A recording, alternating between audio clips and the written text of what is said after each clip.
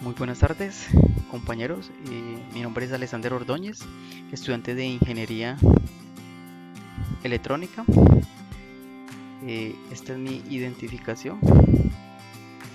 Bueno, el presente video es la sustentación de la tarea 2 del curso Ondas Electromagnéticas en Medios Acotados. Voy a realizar la sustentación del ejercicio 3, que tiene que ver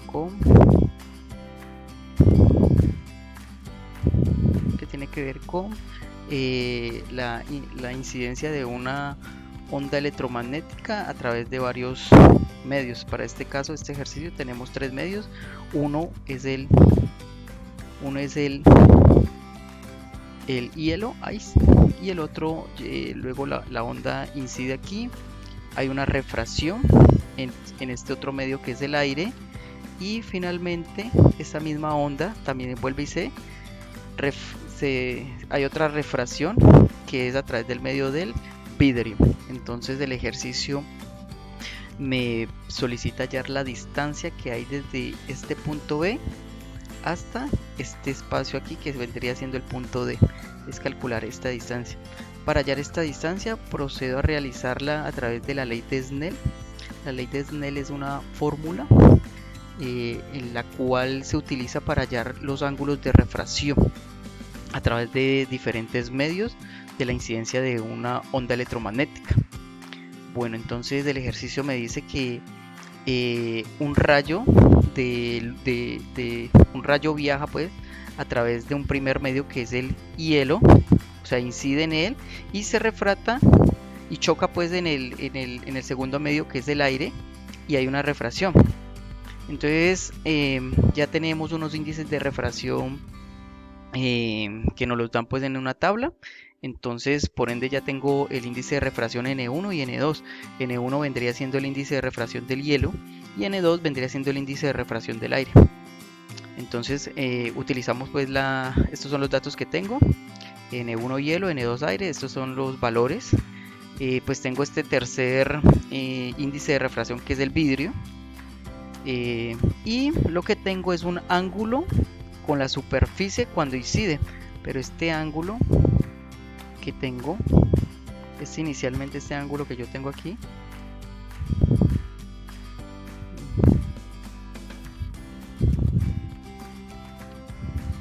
Este ángulo es con esta superficie, pero resulta que para la ley de Snell está establecido que el ángulo debe ser con la normal, es decir, no hacia la superficie, sino que yo trazo aquí una línea vertical y tomo desde este ángulo hacia aquí. Pero entonces esto se calcula como aquí hay un cuadrante, entonces aquí hay 90 grados. Entonces si ya aquí tengo 50, lo que le falta para completar 90 son 40 grados, es decir que este ángulo que tengo aquí es de 40 grados. Ese es el ángulo que debo tomar. Entonces aquí lo hago ver, aquí es el ángulo de la superficie y el ángulo normal, que es el que debo tener en cuenta para la ley de Snell, y lo tengo definido como el ángulo de A', que es igual a 40 grados. Bueno, entonces la ley de Snell, ¿qué me dice la ley de Snell? Que el índice de refracción 1 del medio 1 por el seno de ese ángulo que lo llamamos A', que es el que toma esta ley, es igual al índice de refracción del segundo medio por el seno del ángulo que necesitamos hallar. Entonces este ángulo es el que voy a hallar. Entonces lo que hago es despejar, mando este N2, lo paso al otro lado a dividir, y ya teniendo sen del ángulo para poderlo hacer, hago el secante pues sen a la menos 1, y aquí ya tendría el ángulo. Lo que hago ahorita es reemplazar valores.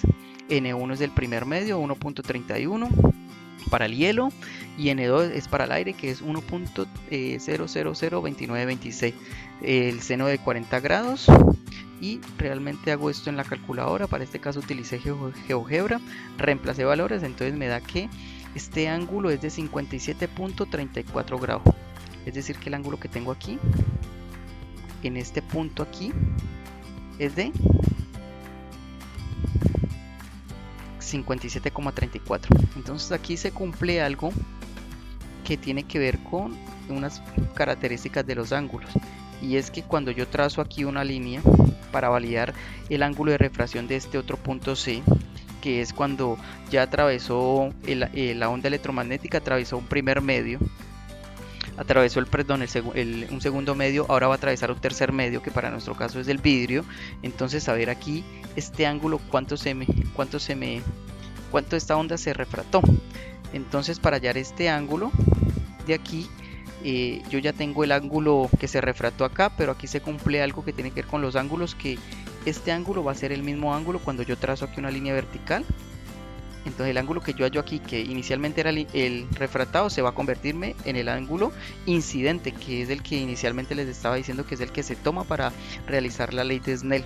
Entonces ya este ángulo calculado aquí va a ser el mismo de acá. Entonces procedo a realizar nuevamente la ley de Snell, pero para este caso pues ya los medios cambian un poco.